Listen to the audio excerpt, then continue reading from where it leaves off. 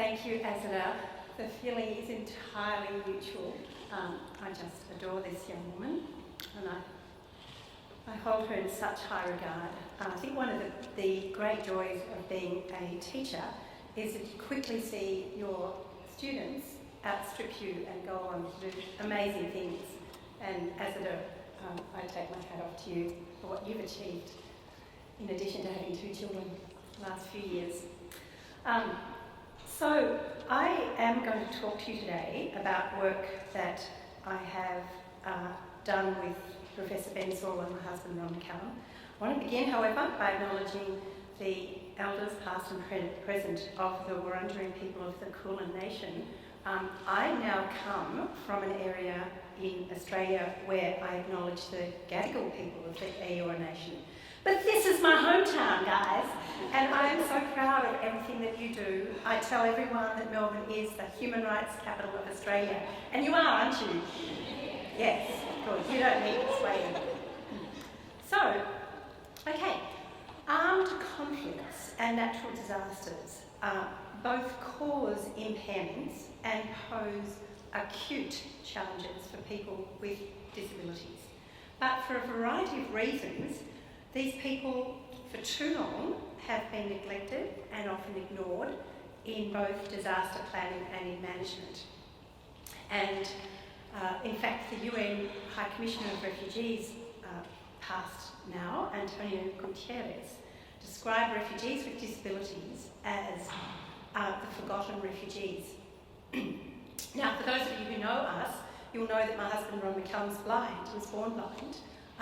You may know also that he was asked and stood for election to the Committee on the Rights of Persons with Disabilities in 2008. He went on to become the chair of that committee and in fact the chair of the Committee of Chairs of all the human rights instruments. So we have had the most extraordinary journey together, and we undertook from the time of his election that this journey would be part of our story as well. So for those of you who know me, and as it is now told you, I've had a small obsession with actually vulnerable migrants for many years, children in particular. And I thought, well, why not persons with disabilities? It's part of my story, it's part of what I do. And so we decided to put our name forward to AusAid, as it then was, now DFAT, and for reasons better known to them, they backed us and said, go out, go forth. And so we did. We ended up doing, over a period of 3 years, a study of 6 countries, starting in our region with Malaysia and Indonesia, then going to Pakistan and to Uganda. So we covered off, the subcontinent, sort of, and Africa, and then we finished in Jordan and Turkey with a case study on the Syrian refugees, and it really gave us an extraordinary insight. It put me in harm's way in a way that I don't think I could do ever again. I couldn't cope with it, frankly, and it left me quite profoundly shocked. I was also told by my university that if I did that again, not to come back, because they didn't have the insurance that would have covered where I ended up. So, anyway, I want to just start today by saying that the interface between the human rights of persons with disabilities and disasters has at least 3 dimensions that I want to explore with you. First, it's factual, insofar as the enjoyment of human rights is one that creates disabilities. The second is legal, reflecting on the obligations of states to protect the people who are affected. And the third is operational, and that's the dimension that really reflects the role that human rights should be playing in managing the situation and proposing strategies for people in this situation. So, look, can I say, when we started this research, it really was quite new. I think because of the CRPD, it's become a bigger and bigger issue internationally, but it just stands testament to how new all of this is. That when we went to Malaysia in 2012, or was it 2013? I'm losing count now. No, it was 2012, I think. We were told quite confidently by the head of UNHCR, now UNHCR was a partner in our research, we're told quite confidently that of 100,000 refugees, there were 202 who were people who could be described as persons with disabilities. 202. What does the World Health Organization tell us of the proportion in any given population anywhere in the world? Correct. I can see your lips move. Around 12%, 12 to 15%, 4 to 6% with serious, grave disabilities. The only people that they were picking up, the only people who were acknowledged by them as having psychosocial disability were people who were actually babies who were described as having developmental delays. Now, the reason for this that we were told is that people with disabilities, it's very sad, but they don't travel. Can't travel, they've got disabilities, okay?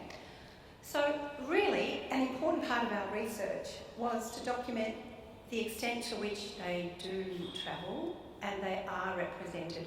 Now we know for a fact that when there are major catastrophes, who suffers first and most grievously? Women, children, and people with disabilities.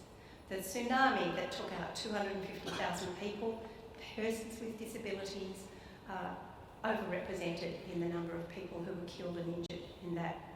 So it stands to reason that this is a problem. Now I told you I shouldn't have been in charge of overhead slides, but I thought late afternoon you need some pictures. So I'm going to put some up for you. This is a very famous picture of delivery of aid in Aleppo to massive people who have been caught there.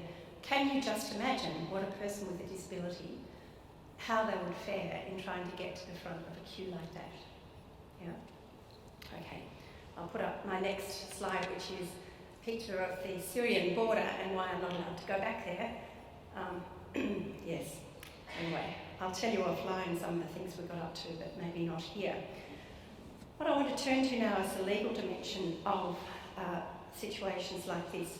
So there are some areas of law. It's very interesting. I've actually, because of this project, got very interested in international humanitarian law and refugee law, as well as human rights law. And what you find is that there's obviously very old areas of law that have been there for a long time, many of whom, like IHL as an example, international humanitarian law, came about because of really vulnerable people who are being injured in conflicts.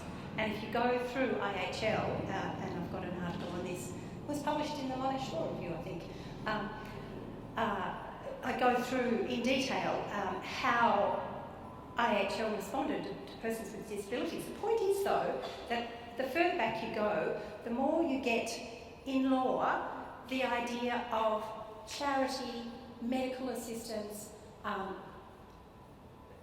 welfare, if you like, approach to people who need helping. Where the CRPD, the Convention on the Rights of Persons with Disabilities, has been an absolute revolution, is that it has moved us away from a welfare model into a model of rights-based law. Now, before I talk about the CRPD, I just want to say something about refugee law, because in many respects, I think refugee law is, well, it has been the first legal port of call for people who are displaced across borders and who are in need of protection.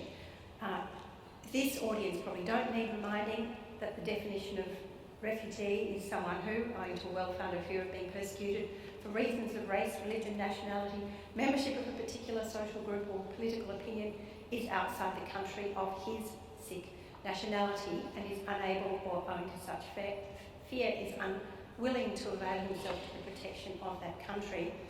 Trying to make my presentation accessible. Okay.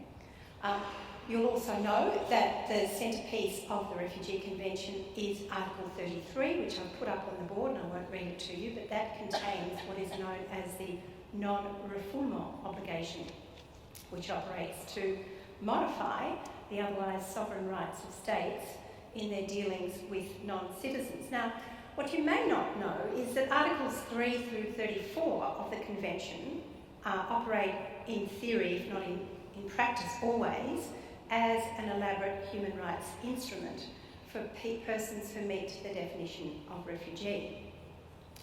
Now,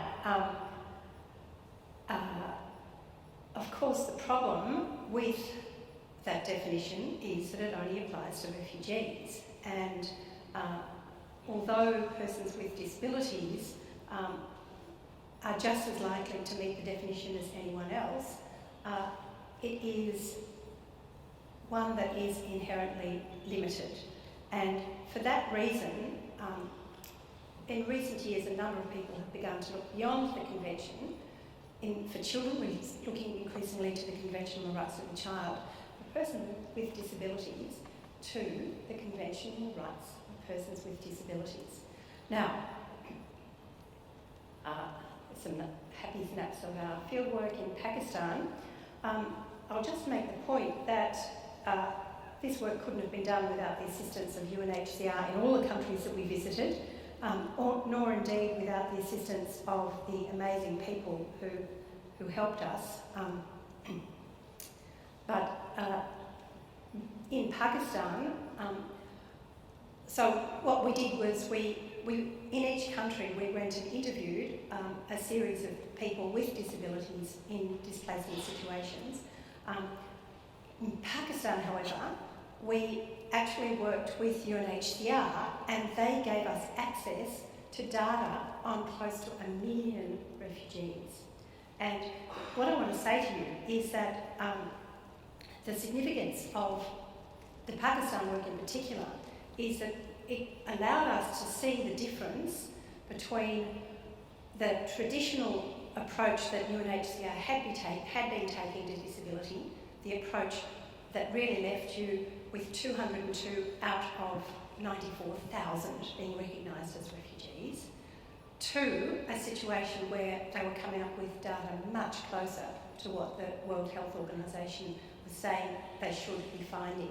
So very quickly, our research actually turned into a project that was looking at the impact of the CRPD on the operation of UNHCR and of people in displacement.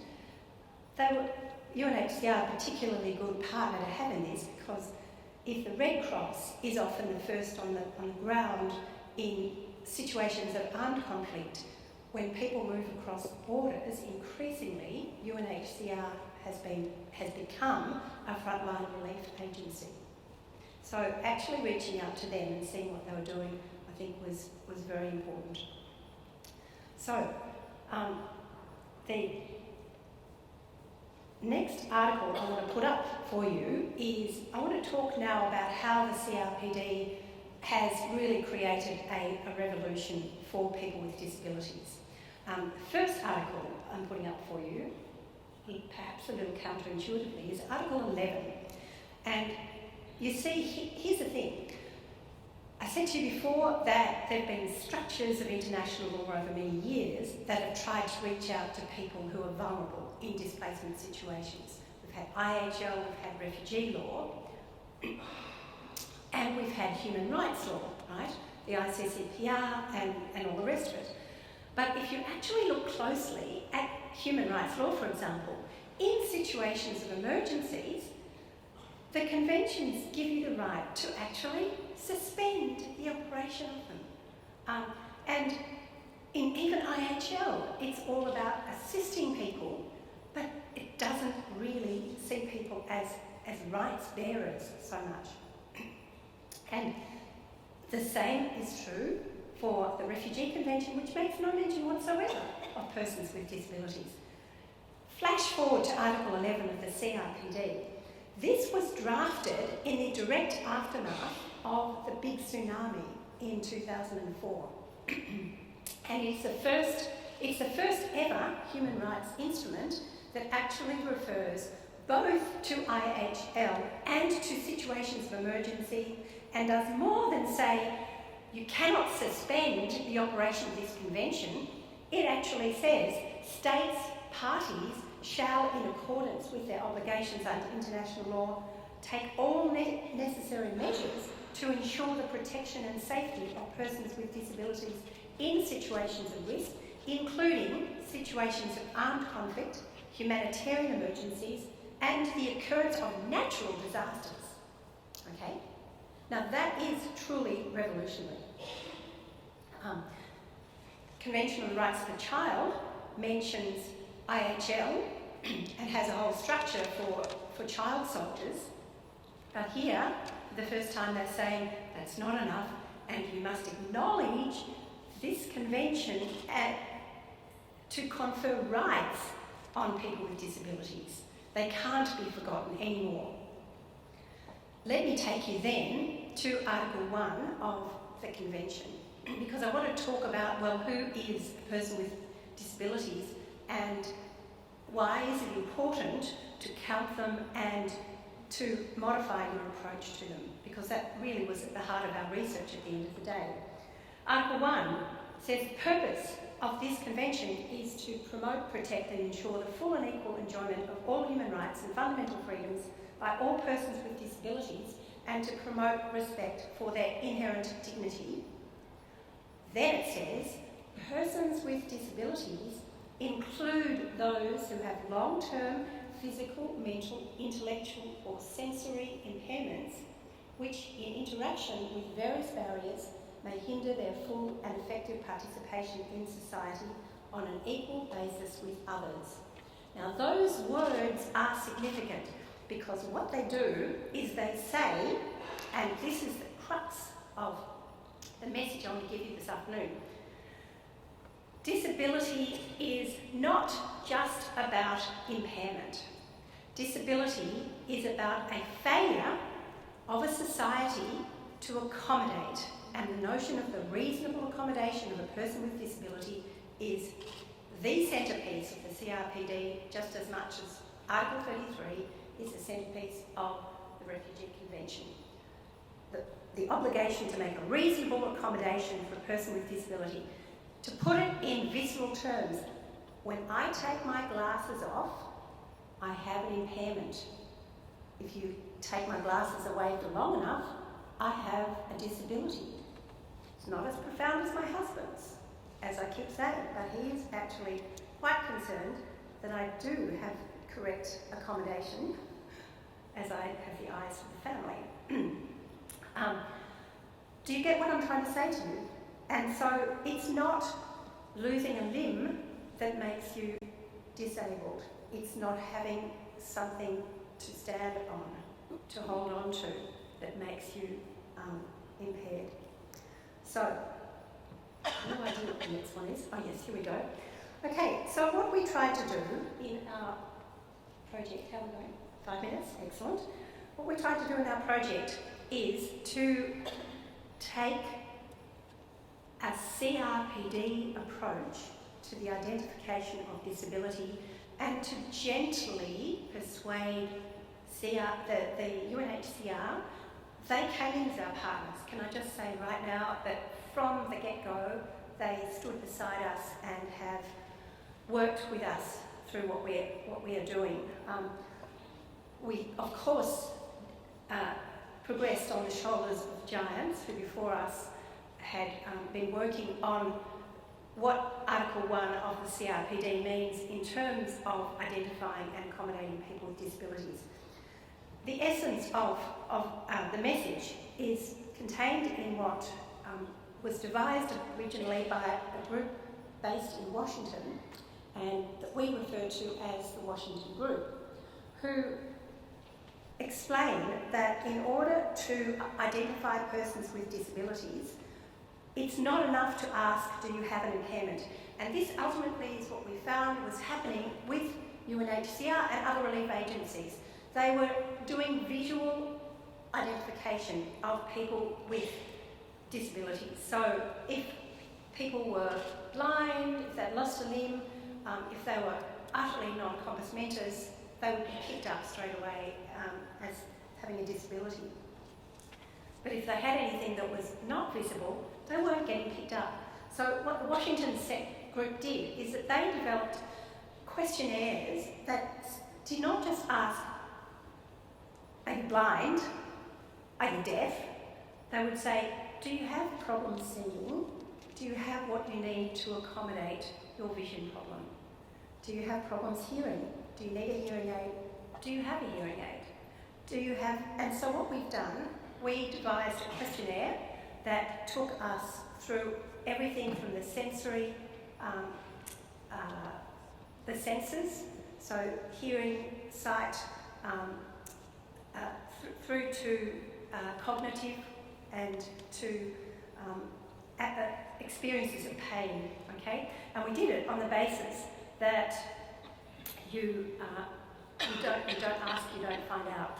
And we found, for example, in Malaysia, we were given access through UNHCR to people with disabilities, and we found that when we went out and interviewed them and the others, one thing in every country that we went to, we would be absolutely swamped by people coming and saying, this is the first time anybody has ever asked questions about us. And so the word just spread like wildfire. We got swamped in Uganda by so many people that over a 3-week period, we went with 300 paper questionnaires. In the end, we almost had to throw them to the crowd. By the time we left, in the middle of these incredibly remote, this is Malaysia, this is where we were in Uganda. You wondered how we got stressed. By the time we left, we had a box of 1,000 questionnaires. In the middle of that, people found places where they could photocopy. We told them, if you can fill the forms in English or French, we can cope with the answers, because I can speak French. 1,000 people. And time again, we would find that people had not had anything like the full range of their disabilities recorded. And if you don't know, how can you make accommodation? And we persuaded UNHCR that if you don't ask the question, then how are they going to raise the money if you don't know who is in your cohort? So compare what happened in Malaysia with the questionnaire that they used in Pakistan 2 years later, you see, by the time we got there, and they were using the Washington group, and you know what, they came back with still a modest figures, but 9 to 10% of the cohort.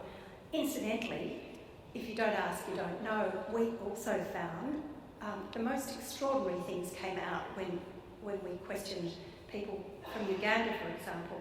We found that almost 100% of the women and children that we interviewed had been subject to sexual violence as a result of their displacement and the remote location. So really, I think our most important finding is that this was absolutely the tip of the iceberg. There are a range of cultural reasons why people don't volunteer, relatives or their own disabilities, and you can understand that because you tend not to be chosen for resettlement if people know that you have a disability. But ultimately, that attitudes to disability and displacement have really been antediluvian. It's been slow to develop. Having said that, the good news is that in recent times there's more and more initiatives. I was invited to speak to the United Nations last year to present our research. We have a book contract. Our research will be published by Elgar early next year, we hope. They met in, ironically, Istanbul very recently and produced a set of guidelines on how people with disabilities should be treated in displacement. So it's been a huge learning curve for me, but a huge privilege to really be at one of the cutting edges of international human rights law. And I think I'd like to finish on that positive note, because there is still a lot to be done, but it's not completely off the page anymore. Thank you. And her question is to Mary, and she asks, given the particular vulnerability of refugees with disabilities, do Australian resettlement priorities sufficiently cater for this cohort? Well, it's interesting. We, in a number of the countries we went to, we spoke to Australian resettlement officers, and particularly in Jordan, we were told quite confidently that they only resettled refugees with disabilities, taking a longer view perhaps of who comes into Australia. I've got to say that refugees with disabilities generally don't make the cut. That particularly in the past, Australia has not been very good at resettling people with disabilities.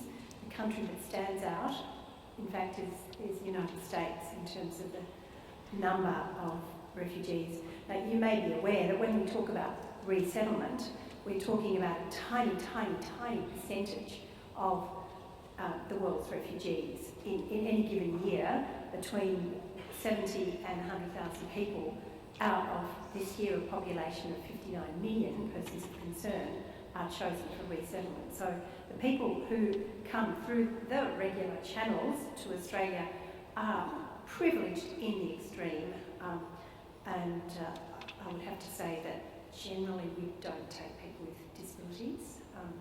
We can, but we choose mostly not to. So. Thank you very much. Any questions from the floor? It's working.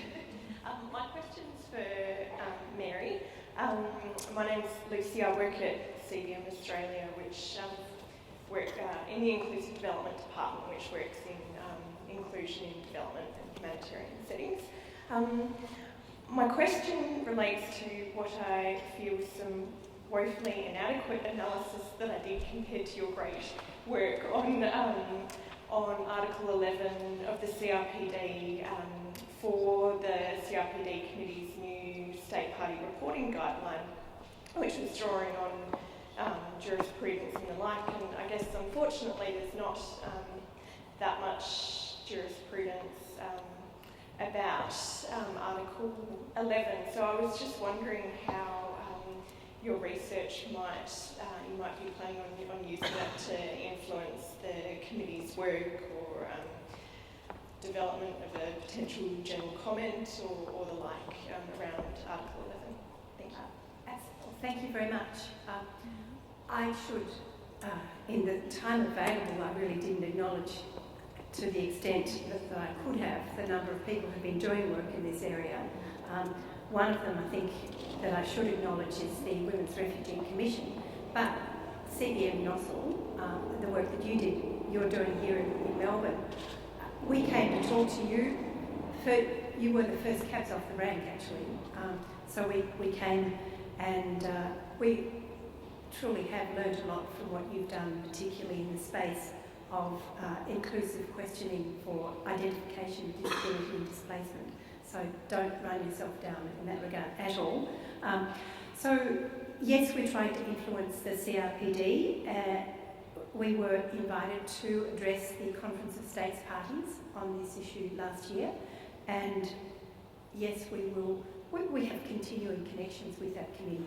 As an immediate past member, Ron, of course, has very strong connections with the committee, and we are following the progress of the committee with great interest. For the feminists in the room, you may be extremely disappointed to hear that the committee from this year will actually have only one female member. So not enough attention, I think, has been given to ensuring gender equality in the committee. On the other hand, the representation of people with a whole range of disabilities across that committee makes it quite unique in the UN system.